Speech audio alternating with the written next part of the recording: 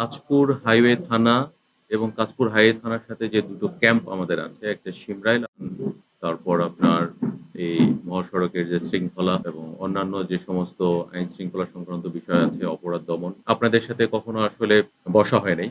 আর আমি তো বললাম যে আমি খুব বেশি দিন যোগদান করার পক্ষে যেহেতু আমরা ট্রাফিক নিয়ে কাজ করি, আমরা ট্রাফিক ম্যানেজমেন্ট নিয়ে কাজ করি, আমরা মহাসড়কের শৃঙ্খলা নিয়ে কাজ করি, মহাসড়কের যে অপরাধ নিয়ন্ত্রণ নিয়ে যেহেতু আমরা কাজ করি, যদি আমরা আমাদের সমাজ ব্যবস্থায় আপনার যে ধরনের অ্যারেঞ্জমেন্ট থাকার কথা ছিল, সেই ধরনের অ্যারেঞ্জমেন্ট কিন্তু আমাদের এই সমাজ ব্যবস্থায় ছিল না, এবং না থাকার কারণেই যে বিশৃঙ্খলা এবং সেটাও একটা বিষয়।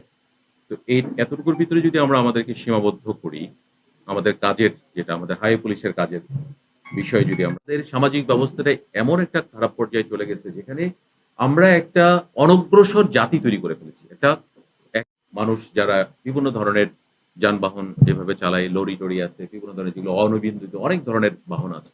মোটরসাইকেল যদি বাদও দেন আরকি, মোটরসাইকেল পার্সোনালি মানুষ চালায়, ঠিক আছে? তাহলে আপনি তো ওখান থেকে ৫ লক্ষ নেন, তাহলে ওখানে আরো ২০ লক্ষ। তাহলে ২০ আর এখানে হচ্ছে ৪০, ৬০ লাখ।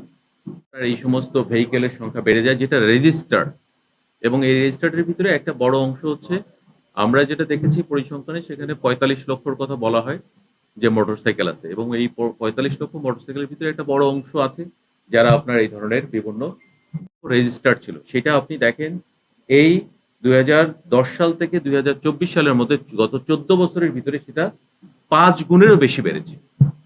খুবই গুরুত্বপূর্ণ কাজ সরকারের। কিন্তু অত্যন্ত দুঃখের বিষয় যেটা, সেটা হলো আপনারা খেয়াল করে দেখবেন যে আমাদের এই মহাসড়কগুলোতে আপনার যে সমস্ত যানবাহন চলাচল করে তার একটা অংশ অবৈধ যানবাহন, একটা অংশ অত্যন্ত ঝুঁকিপূর্ণ যানবাহন।